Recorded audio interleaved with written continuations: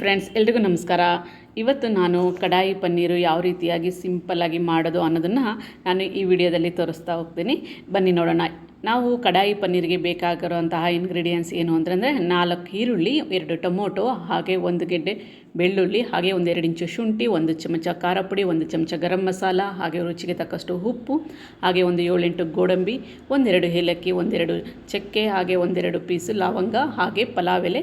ನಮಗೆ ಎಷ್ಟು ಬೇಕೋ ಅಷ್ಟು ಪನ್ನೀರು. ಇಷ್ಟು ನಾನು ಇಂಗ್ರೀಡಿಯೆಂಟ್ಸ್ನ ತೊಗೊಂಡಿದ್ದೀನಿ. ಮೊದಲಿಗೆ ನಾನು ಈರುಳ್ಳಿನೆಲ್ಲ ಚಿಕ್ಕದಾಗಿ ಕಟ್ ಮಾಡ್ಕೊತೀನಿ. ನಾವು ಈರುಳ್ಳಿನ ಯಾವ ಶೇಪಲ್ಲಿ ಬೇಕಾದ್ರೂ ಕಟ್ ಮಾಡ್ಕೊಬೋದು, ಉದ್ದ ಬೇಕಾದ್ರೂ ಕಟ್ ಮಾಡ್ಕೊಬೋದು, ಇಲ್ಲ ಚಿಕ್ಕದಾಗಿ ಬೇಕಾದ್ರೂ ನಾವು ಕಟ್ ಮಾಡ್ಕೊಬೋದು. ಈರುಳ್ಳಿನ ಮತ್ತು ಟೊಮೊಟೊನ ನಾವು ಒಂದು ಕಟ್ ಮಾಡಿ ಸೈಡಲ್ಲಿ ಎತ್ತಿಡ್ಕೊಬೇಕಾಗುತ್ತೆ ಫಸ್ಟು. ಆಮೇಲೆ ನಾನು ಈಗ ಕಡಾಯಿಗೆ ಸ್ವಲ್ಪ ಎಣ್ಣೆ ಹಾಕ್ತೀನಿ. ಸೊ ಕಡಾಯಿಲಿ ಎಣ್ಣೆ ಸ್ವಲ್ಪ ಬಿಸಿ ಆದಮೇಲೆ ನಾವು ಹೆಚ್ಚಿಟ್ಕೊಂಡಿರೋ ಅಂತಹ ಈರುಳ್ಳಿನ ಹಾಕಬೇಕಾಗುತ್ತೆ. ನಿಮಗೆ ಎಣ್ಣೆ ಬೇಡ ಅಂತ ಅಂದರೆ ಬೆಣ್ಣೆ ಕೂಡ ಹಾಕಿ ಹುರ್ಕೊಬೋದು, ಚೆನ್ನಾಗಿರುತ್ತೆ.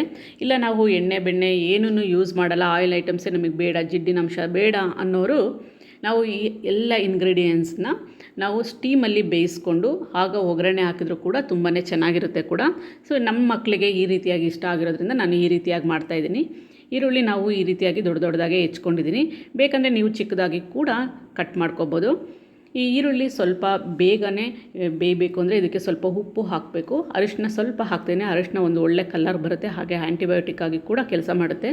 ಸೊ ಹಾಗೆ ಇದಕ್ಕೆ ನಾವು ಎಷ್ಟು ರುಚಿಗೆ ತಕ್ಕಷ್ಟು ಉಪ್ಪು ಕೂಡ ಹಾಕ್ತಾಯಿದ್ದೀನಿ. ಉಪ್ಪು ನೀವು ಸ್ವಲ್ಪ ಹಾಕಿ ಆಮೇಲೆ ಬೇಕಿದ್ರೂ ಹಾಕ್ಬೋದು, ಇಲ್ಲ ಅಂತಂದರೆ ಈಗಲೇ ಕೂಡ ಹಾಕ್ಬೋದು. ಕಲ್ಲುಪ್ಪಾರೋ ಹಾಕಿ, ಪುಡಿ ಉಪ್ಪಾರೋ ಹಾಕಿ. ನನಗೆ ಕಲ್ಲುಪ್ಪು ಹಾಕಿ ಅಭ್ಯಾಸ, ಹಾಗಾಗಿ ನಾನು ಇವತ್ತು ಕಲ್ಲುಪ್ಪನ್ನ ಹಾಕ್ತಾಯಿದ್ದೀನಿ. ಇದೆಲ್ಲ ಚೆನ್ನಾಗಿ ನಾವು ಒಂದೊಂದನ್ನೇ ಎಣ್ಣೆಯಲ್ಲಿ ಕ್ಲೀನಾಗಿ ಹುರ್ಕೊಬೇಕಾಗುತ್ತೆ. ಉಪ್ಪು ಹಾಕೋದ್ರಿಂದ ಬೇಗ ಕೂಡ ಈರುಳ್ಳಿ ಕಂದು ಬಣ್ಣಕ್ಕೆ ಬರುತ್ತೆ, ಹಾಗಾಗಿ ನಾನು ಉಪ್ಪನ್ನ ಹಾಕಿ ಈಗಲೇ ಹುರ್ಕೊತಾ ಇದ್ದೀನಿ. ಸೊ ನಮಗೆ ಈರುಳ್ಳಿ ಚಿಕ್ಕದಾಗಿ ಹೆಚ್ಕೊಂಡ್ರೆ ಬೇಗ ಆಗೋಗುತ್ತೆ, ಆದರೆ ಈ ರೀತಿಯಾಗಿ ಹಾಕಿದರೆ ಸ್ವಲ್ಪ ಟೈಮ್ ತಗೊಳುತ್ತೆ ಅಂತ ಹೇಳ್ತಾರೆ.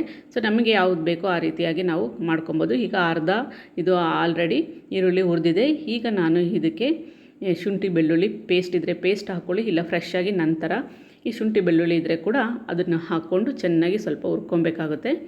ಒಂದೊಂದೇ ಇಂಗ್ರೀಡಿಯೆಂಟ್ಸು ಒಂದಾದಮೇಲೆ ಒಂದು ಚೆನ್ನಾಗಿ ನೀರಿನ ಅಂಶ ಹೋಗೋ ತನಕ ಚೆನ್ನಾಗಿ ಹುರಿಬೇಕಾಗುತ್ತೆ. ಇದೆಲ್ಲ ಚೆನ್ನಾಗಿ ಹುರಿದ ಮೇಲೆ ನಾನು ಈಗ ಗೋಡಂಬಿ ಹಾಕ್ತೀನಿ. ಗೋಡಂಬಿ ಒಂದು 7-8 ಹಾಕ್ತೀನಿ. ಏನಕ್ಕೆ ಗೋಡಂಬಿ ಹಾಕ್ತೀನಿ ಅಂತ ಅಂದರೆ ಇದು ಒಂದು ಒಳ್ಳೆ ತಿಕ್ಕಾಗಿ ಕನ್ಸಿಸ್ಟೆನ್ಸಿ ಬರುತ್ತೆ, ಅದ್ರ ಜೊತೆಗೆ ಒಂದು ಒಳ್ಳೆ ಟೇಸ್ಟ್ ಕೂಡ ಕೊಡುತ್ತೆ. ಹಾಗಾಗಿ ಇದೆಲ್ಲ ಚೆನ್ನಾಗಿ ಹುರಿದ ಮೇಲೆ ನಾನು ಟೊಮೊಟೊ ಕೂಡ ಹಾಕ್ಕೊತಾ ಇದ್ದೀನಿ. ಟೊಮೊಟೊ ನೀರಿನ ಅಂಶ ಎಲ್ಲ ಹೋಗಿ ಚೆನ್ನಾಗಿ ಬತ್ತೋ ತನಕ ಕ್ಲೀನಾಗಿ ನಾವು ಹುರ್ಕೊಬೇಕಾಗುತ್ತೆ. ಇದನ್ನು ನಾನು ಆಲ್ರೆಡಿ ಎತ್ತಿಟ್ಕೊಂಡಿರೋ ಅಂತಹ ಏಲಕ್ಕಿ, ಚಕ್ಕೆ, ಲವಂಗ ಇದನ್ನೆಲ್ಲ ನಾನು ಕೊನೆಯಲ್ಲಿ ಒಗ್ಗರಣೆಗೆ ಹಾಕ್ಕೊತೀನಿ. ಈಗ ಯಾವುದನ್ನು ಹುರಿಯೋಕ್ಕೆ ಹಾಕ್ತಾಯಿಲ್ಲ, ಇಷ್ಟು ಮಾತ್ರ ಹಾಕಿ ಇದ್ರ ಜೊತೆಗೆ ನಾನು ಸ್ವಲ್ಪ ಆವಾಗಲೇ ತೋರಿಸಿದಂಥ ಖಾರ ಪುಡಿ ಇತ್ತು, ಆ ಖಾರ ಪುಡಿ ಹಾಕ್ತೀನಿ. ಇಲ್ಲ ಅಂತಂದರೆ ಕಡಾಯಿ ಪನ್ನೀರ್ ಮಸಾಲ ಕೂಡ ಸಿಗುತ್ತೆ, ಅದನ್ನು ಕೂಡ ನೀವು ಹಾಕ್ಕೊಬೋದು. ನನಗೆ ಆ ಮಸಾಲ ಇಷ್ಟ ಆಗಿಲ್ಲ ಅಂತ ಹೇಳಿಬಿಟ್ಟು ನಾನು ಖಾರ ಪುಡಿ ಹಾಕ್ತಾಯಿದ್ದೀನಿ, ಅಚ್ಚ ಖಾರ ಪುಡಿ. ಹಾಗೆ 1 ಚಮಚ ಗರಂ ಮಸಾಲ ಕೂಡ ಹಾಕ್ತಾಯಿದ್ದೀನಿ. ಗರಂ ಮಸಾಲ ನಿಮಗೆ ಎಷ್ಟು ಬೇಕು ನೋಡಿ ಹಾಕ್ಕೊಳ್ಳಿ. ಜಾಸ್ತಿ ಸ್ಪೈಸಿ ತಿನ್ನೋರಾದರೆ ಸ್ವಲ್ಪ ಜಾಸ್ತಿ ಹಾಕ್ಕೊಳ್ಳಿ, ಇಲ್ಲ ಬೇಕಂದರೆ ಮೀಡಿಯಮಾಗಿ ಎಷ್ಟು ಬೇಕಷ್ಟು ಹಾಕ್ಕೊಂಡು ಚೆನ್ನಾಗೆಲ್ಲ ಎಣ್ಣೆ ಅಂಶ ಎಲ್ಲ ಬಿಡಬೇಕು, ಅಲ್ಲಿ ಜಿಡ್ಡೆಲ್ಲ ಹಾಗೆ ಬರಬೇಕು, ನೀರಿನ ಅಂಶ ಎಲ್ಲ ಹೋಗಿ ಆ ರೀತಿಯಾಗಿ ಚೆನ್ನಾಗಿ ಅದನ್ನು ಹುರ್ಕೊಂಡ್ಮೇಲೆ ಒಂದು ಕಡೆ ಸೈಡಲ್ಲಿ ಅದು ತಣ್ಣಗಾಗೋಕ್ಕೆ ಇಡಬೇಕಾಗುತ್ತೆ. ಆ ತಣ್ಣಗಾಗೋದ್ರೊಳಗಡೆ ನಾನು ಇಲ್ಲಿ ಪನ್ನೀರ್ನೆಲ್ಲ ಕಟ್ ಮಾಡ್ಕೊತಾ ಇದ್ದೀನಿ. ಪನ್ನೀರು ನಿಮಗೆ ಆಪ್ಷನಲ್ಲು, ಎಷ್ಟು ಬೇಕಷ್ಟು ಪನ್ನೀರ್ ತೊಗೋಬೋದು.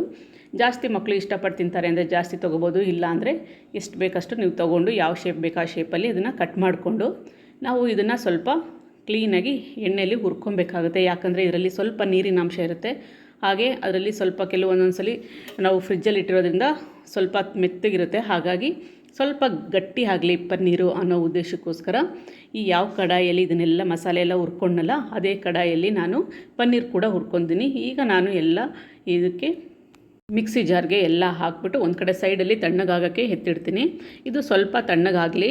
ಇದು ತಣ್ಣಗಾಗೋದ್ರ ಒಳಗಡೆ ನಾವು ಆ ಕಡಾಯಲ್ಲೇ ನಾವು ಯಾವುದೆಲ್ಲ ಈರುಳ್ಳಿ ಎಲ್ಲ ಹುರ್ಕೊಂಡ್ವಲ್ಲ ಅದೇ ಕಡಾಯಲ್ಲಿ ನಾನು ಪನ್ನೀರ್ನೆಲ್ಲ ಹಾಕಿ ಹುರಿಯೋಣ. ಯಾಕಂದರೆ ಆಲ್ರೆಡಿ ನಾನು ಸ್ವಲ್ಪ ಎಣ್ಣೆ ಜಾಸ್ತಿ ಹಾಕಿರೋದ್ರಿಂದ ಮತ್ತೆ ಎಣ್ಣೆ ಹಾಕೋಕ್ಕೆ ಹೋಗಲ್ಲ. ಇದೇ ಕಡಾಯಲ್ಲಿ ಎಣ್ಣೆ ಅಂಶ ಎಲ್ಲ ಉಳ್ಕೊಂಡಿದೆ. ಸೊ ಅದರಲ್ಲೇ ಸ್ವಲ್ಪ ಗೋಲ್ಡನ್ ಬ್ರೌನ್ ಬರೋ ತನಕ ಚೆನ್ನಾಗಿ ಇದನ್ನು ಹುರ್ಕೊಬೇಕಾಗುತ್ತೆ. ಪನ್ನೀರು ಬೇಡ ಅನ್ನೋರು ಈರುಳ್ಳಿ ಕೂಡ ದೊಡ್ಡದಾಗಿ ಕಟ್ ಮಾಡಿ ಹಾಕ್ಬೋದು, ಇಲ್ಲ ಅಂತಂದರೆ ಆಲೂಗಡ್ಡೆ ಕೂಡ ಬೇಯಿಸ್ಬಿಟ್ಟು ಕಟ್ ಮಾಡಿ ಹಾಕ್ಬೋದು, ಅದು ಕೂಡ ಚೆನ್ನಾಗಿರುತ್ತೆ. ಸೊ ಪನ್ನೀರ್ ಇಷ್ಟಪಡೋವಂಥವ್ರು ಪನ್ನೀರ್ ಹಾಕ್ಬೋದು. ಟೇಸ್ಟಲ್ಲಿ ಏನು ಡಿಫ್ರೆನ್ಸ್ ಆಗಲ್ಲ. ಪನ್ನೀರು ಮಕ್ಕಳು ಇಷ್ಟಪಟ್ಟು ತಿಂತಾರೆ ಅಷ್ಟೇ. ಇದರಲ್ಲಿ ಕ್ಯಾಲ್ಶಿಯಂ ಹೆಚ್ಚಾಗಿರೋದ್ರಿಂದ ಮಕ್ಕಳಿಗೆ ಕೂಡ ತುಂಬಾ ಒಳ್ಳೆಯದು. ಹಾಗಾಗಿ ಇದನ್ನು ನಾನು ಪನ್ನೀರ್ ಹಾಕಿ ಮಾಡ್ತಾಯಿದ್ದೀನಿ. ಪನ್ನೀರು ಈ ರೀತಿಯಾಗಿ ಚೆನ್ನಾಗಿ ಎಲ್ಲ ಸೈಡನ್ನು ಕ್ಲೀನಾಗಿ ಹುರ್ಕೊಬೇಕು. ಇದೆಲ್ಲ ಹುರಿದು ನಾನು ಸೈಡಿಗೆ ಇಟ್ಟ ಮೇಲೆ ಅದರಲ್ಲೇ ಉಳಿದಂತಹ ಸ್ವಲ್ಪ ಎಣ್ಣೆಗೆ ನಾನು ಒಗ್ಗರಣೆಗೆ ಹಾಕ್ಕೊತೀನಿ. ನಾನು ಚಕ್ಕೆ, ಹಾಗೆ ಲವಂಗ, ಏಲಕ್ಕಿ, ಪಲಾವ್ ಎಲೆ ಇಷ್ಟನ್ನು ಕೂಡ ಎಣ್ಣೆಗೆ ಹಾಕ್ಕೊತಾ ಇದ್ದೀನಿ. ಎಣ್ಣೆಗೆ ಹಾಕಿ ಸ್ವಲ್ಪ ಇದನ್ನು ಹಾಗೆ ಬಿಸಿ ಮಾಡಿಕೊಂಡು ಎಣ್ಣೆಯಲ್ಲಿ ಸ್ವಲ್ಪ ಹುರಿದ ಮೇಲೆ ನಾವು ಏನೆಲ್ಲ ರುಬ್ಬಿಟ್ಕೊಂಡಿರ್ತೀವಲ್ಲ ಮಸಾಲೆ, ಅದನ್ನು ಹಾಕ್ತಾಯಿದ್ದೀನಿ. ಎಣ್ಣೆ ನಾನು ಸ್ಟಾರ್ಟಿಂಗ್ಗೆ ಸ್ವಲ್ಪ ಹಾಕಿದ್ರಿಂದ ಅದರಲ್ಲೇ ಎಲ್ಲ ಹಾಕ್ತಾಯಿದ್ದೀನಿ. ಮತ್ತೆ ಪದೇ ಪದೇ ಎಣ್ಣೆ ಹಾಕ್ತಾಯಿಲ್ಲ, ಯಾಕಂದರೆ ಆಲ್ರೆಡಿ ಜಾಸ್ತಿ ಎಣ್ಣೆ ಹಾಕಿರೋದ್ರಿಂದ. ಈಗ ನಾನು ಅದನ್ನೆಲ್ಲ ಮಿಕ್ಸಿ ಜಾರಲ್ಲಿ ಮಸಾಲೆ ಎಲ್ಲ ರುಬ್ಬಿ ನೋಡಿ ಇಟ್ಟಿದ್ದೀನಿ. ಮಸಾಲೆ ಚೆನ್ನಾಗಿ ನೈಸಾಗಿ ರುಬ್ಬಬೇಕಾಗುತ್ತೆ. ಸೊ ಮಸಾಲೆ ಚೆನ್ನಾಗಿ ರುಬ್ಬಿದಂತಹ ಮಸಾಲೆನ ನಾನು ಯಾವುದೆಲ್ಲ ಒಗ್ಗರಣೆ ಹಾಕಿದ್ನಲ್ಲ ಅದೇ ಕಡಾಯಿಗೆ ಹಾಕ್ತಾಯಿದ್ದೀನಿ. ಪದೇ ಪದೇ ನಾನು ಬೇರೆ ಬೇರೆ ಪಾತ್ರೆನ ಯೂಸ್ ಮಾಡ್ತಾಯಿಲ್ಲ, ಒಂದೇ ಪಾತ್ರೆಯಲ್ಲಿ ಮಾಡ್ತಾಯಿದ್ದೀನಿ. ಯಾಕಂದರೆ ಕ್ಲೀನ್ ಮಾಡೋಕ್ಕೂ ಈಸಿ ಆಗುತ್ತೆ, ಜೊತೆಗೆ ಅವಶ್ಯಕತೆಯೂ ಇಲ್ಲ. ಹಾಗಾಗಿ ಈ ರೀತಿ ಸಣ್ಣಗೆ ಪೇಸ್ಟ್ ಆಗಿದ್ದನ್ನೆಲ್ಲ ಅದೇ ಕಡಾಯಿಗೆ ಹಾಕಿಬಿಟ್ಟು ಚೆನ್ನಾಗಿ ಇದನ್ನು ಒಂದು ಚೂರು ನೀರಿನ ಅಂಶ ಏನಾದ್ರು ರುಬ್ಬೇಕಾದ್ರೆ ಹಾಕಿದರೆ ಅನ್ನೋದಕ್ಕೋಸ್ಕರ ನೀರು ಹಾಕೋ ಅವಶ್ಯಕತೆ ಇಲ್ಲ, ಹಾಗೆ ಆಗುತ್ತೆ. ಬೇಕಂದರೆ ಒಂಚೂರು ನೀರು ಹಾಕಿರ್ತೀವಲ್ಲ, ಹಾಗಾಗಿ ಚೆನ್ನಾಗಿ ಇದನ್ನು ಬಿಸಿ ಹಾಲು ಹಾಗೆ ಒಂದೆರಡು ಕುದಿ ಬಂದಮೇಲೆ ನಾವು ಪನ್ನೀರನ್ನ ಹುರ್ಕೊಂಡಿರೋವಂತಹ ಪನ್ನೀರನ್ನ ಹಾಕ್ತಾಯಿದ್ದೀನಿ. ಇದ್ರ ಮೇಲೆ ನಾವು ಬೇಕಂದರೆ ಹಾಲಿನ ಕೆನೆ ಹಾಕ್ಬೋದು, ಇಲ್ಲ ಅಂತಂದರೆ ಬೆಣ್ಣೆ ಕೂಡ ಹಾಕ್ಬೋದು. ತುಂಬಾ ಚೆನ್ನಾಗಿರುತ್ತೆ ಕೂಡ. ನೋಡಿ ಈ ರೀತಿಯಾಗಿ ರುಚಿಯಾದಂತಹ ತುಂಬ ಟೇಸ್ಟಿಯಾಗಿರೋವಂತಹ ಕಡಾಯಿ ಪನ್ನೀರ್ ರೆಡಿ ಆಗಿರುತ್ತೆ. ಖಂಡಿತವಾಗ್ಲೂ ಒಂದ್ಸಲ ಟ್ರೈ ಮಾಡಿ, ಸಿಂಪಲ್ ರೆಸಿಪಿ ಆಗಿರುತ್ತೆ. ಸೊ ಈ ವಿಡಿಯೋ ನಿಮಗೆ ಇಷ್ಟ ಆಯಿತು ಅಂತ ಅನ್ಕೊತಾ ಇಲ್ಲಿಗೆ ನಾನು ಈ ವಿಡಿಯೋನ ಮುಗಿಸ್ತಾ ಇದ್ದೀನಿ. ಧನ್ಯವಾದಗಳೊಂದಿಗೆ ಮಮತಾ ಪ್ರಮೋದ್ ಶೆಟ್ಟಿ.